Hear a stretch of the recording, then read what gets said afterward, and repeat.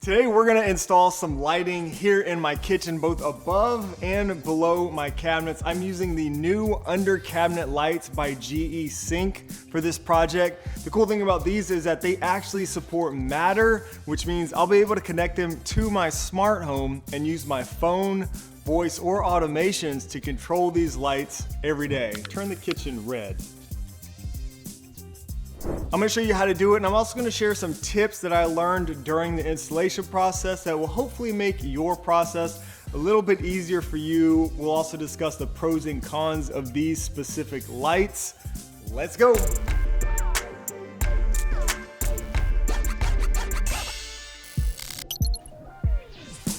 Yo, what's up guys? My name is Shane and this channel is all about helping you build an easy Apple home, smart home with new videos and live streams every week. I've had lighting under and above my cabinets for years, and I was actually just using some pretty inexpensive light strips previously, and they did do the job, but I've really been wanting to update this or upgrade this for a few different reasons, which we'll get into.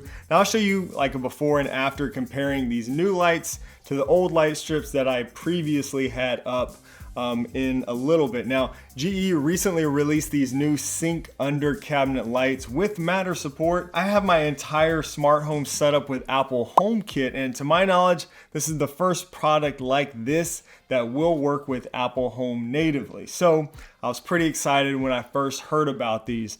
And actually, since these do support Matter, they will work with any smart home ecosystem. So, if you're using Amazon, Google Home, Smart Things, or something else, these should work with your smart home thanks to Matter. And GE offers the Reveal Smart Under Cabinet Bar Light Fixture in 12 inches, 18 inches, and 24 inches. They also sell the new Reveal Smart LED Under Cabinet Puck Lights, which comes in packs of 3. Now for my installation, I will be using a total of 8 24-inch bar light fixtures, 3 on the bottom cabinets and 5 across the top. Now, big thanks to GE for sending me these lights. They were sent to me free of charge so that I could share them with you, but this video is not sponsored in any other way. Regardless, I'm going to share with you the good and the bad as always, and there was a little bit of both with these, which we'll cover.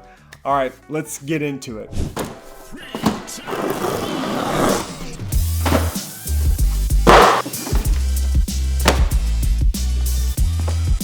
Inside the box, you get your light fixture, 5-foot power cord, a linking cable, and a little bag of hardware. Now, these lights can be plugged into an outlet, which is what I'm going to be doing, or they can be direct wired. The little hardware bag is what you'll need for direct wire. I can't show you this because the manual says that once the knockout is removed on the back, which is what you have to do to wire it directly, the light can only be hardwired then and can no longer be plugged in. And since I do intend to use the plug-in method for this, I can't show you that, but it should be pretty simple. Just knock out that back portion and you can wire this directly. Now for the plug-in method, there is a plastic cap on each side of the light. One is an input port and one is an output port. These are not interchangeable. So I wanted to test the lights out a little bit before installing them. The power cord has a 90-degree angled plug, which is nice. So you could fit 2 of these in the same outlet, if needed. I immediately noticed how bright this single bar was. It was sort of blinding. There are 2 buttons on the device, one to cycle through the colors and the other to power the light on and off. You might want to connect them to your smart home before installing them just to make sure everything is working well. To do that, you can scan the Matter QR code in your smart home app of choice, like Apple Home for me. We'll come back to that and talk more about the smart home integration after we finish the installation. I had to remove my old light strips first. I had them in these little diffuser channels along the bottom, which you can see here. I ripped them all down to make room for the new GE Cync lights. The actual installation of the lights is very easy. Now, planning your power and linker cables may not be as easy. I ended up putting a lot of holes in my cabinets for the wiring. Each hole had to be big enough for the connector to fit through. Between the drilling and the emptying out of all the cabinets, I completely destroyed our kitchen this day, but I eventually got everything connected together or to power. I just laid the bars along the top of the cabinets there, so that was easy enough. To mount underneath the cabinets, there is just 2 screws on each bar to screw in. Easy enough. I found it did help a little bit to drill small pilot holes before screwing in the actual light. I did run into a few hiccups. I would have loved to connect all of these lights together and only use one single power cord. Again, you can connect up to 10 of these lights together, but I couldn't do that because of my layout. I wanted to use the outlet inside of my cabinet above the microwave to power these. I actually ended up using a total of 3 power cords for these. So here is how mine was done. My microwave is plugged into one of the outlets up here. So I used a splitter and plugged the lights on the bottom left into that. And then I plugged a power strip into the other one and ran that to the top of the cabinets. Now here is where I plugged in my lights for the top and also the bottom right. Each light bar must receive the power input from the right side. Remember I said that the input and the output ports are not interchangeable, so the linker cable, if using one, must be plugged into the left side of the bar. That worked well for the lower cabinet on the left side of my microwave, but not so much for the ones on the lower right. So I ran the power cord all the way up to the top there, like I said. I could have used the outlets on the backsplash, which I did consider, but I really wanted to keep all of the power cords completely hidden for these lights and for this installation. I also looked to see if they sold longer extensions, which they do, but the longest connectors are only 36 inches and the longest power extensions are 60 inches. So maybe that would help your installation, you know, and like running gaps and stuff, but it didn't really help me. So it would be cool if they offered longer connectors. Then I could have run one from like the bottom right through the cabinets all the way to the bottom left. Anyways, it did work out and I was able to get all the cords hidden, which really was my primary goal. Not as clean as I would have liked, but still from the outside looks good and you don't see any power cords. An important note is that at the time of this recording, you cannot pair the lights to both the GE Cync app and your smart home using Matter. There's 2 things that you currently can do with the GE Cync app that you can't do using Matter: lighting effects and firmware updates. So I downloaded the GE Cync app and created an account for testing and all that stuff. After adding each light to the app, I got notified that there was a firmware update available, you know, for each one.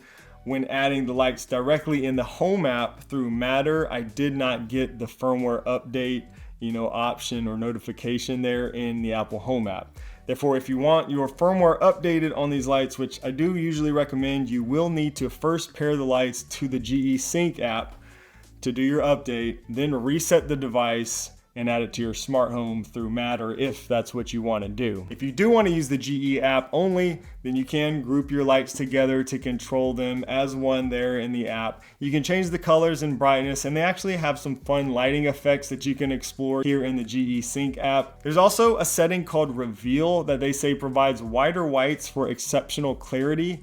That's perfect for detailed tasks and creating beautiful spaces. I use all the lights in the GE app for a few days. There was actually a number of times where the bottom lights would come on all by themselves for no apparent reason. Not really sure what that was all about, but it did happen more than a couple of times over the course of like a week. So then I wanted to connect them to my smart home via Matter. Now to do this, again, I had to reset each light, which means I can no longer use it in the GE Cync app, so no effects or anything. To reset it, I just held down the power button for about 10 seconds until like the light would flash. It's then in pairing mode and you can scan that Matter QR code in the Apple Home app.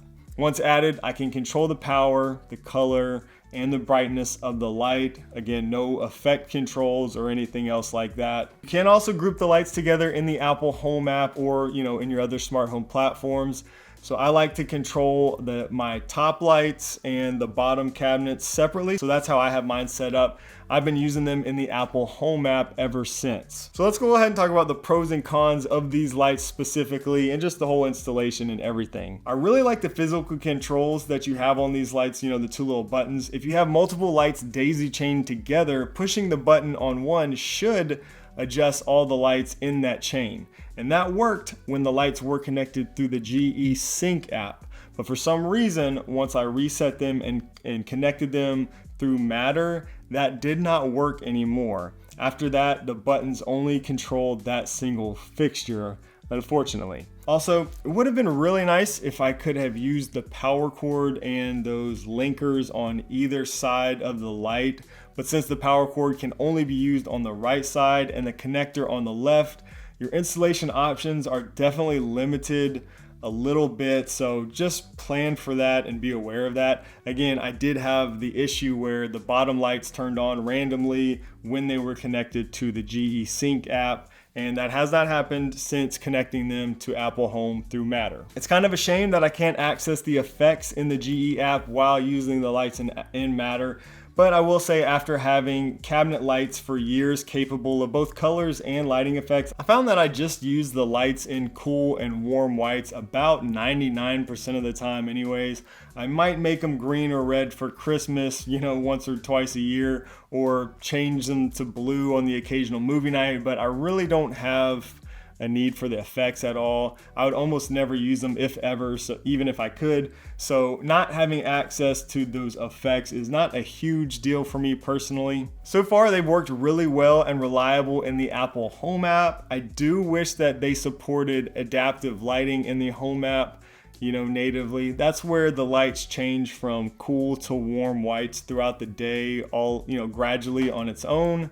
Unfortunately, that is a Matter limitation, so no strikes against GE on that one. I did, however, also connect the lights to Home Assistant, and I've been, using an adaptive lighting add-on over there, which has been pretty nice and working well so far. So that's another great thing about Matter, is that you can add, a product like this to multiple ecosystems at the same time if you want to. The lights are extremely bright. Take a look at the before and after, comparing the new lights to the old light strips that I was previously using. This is at full brightness here for both of these.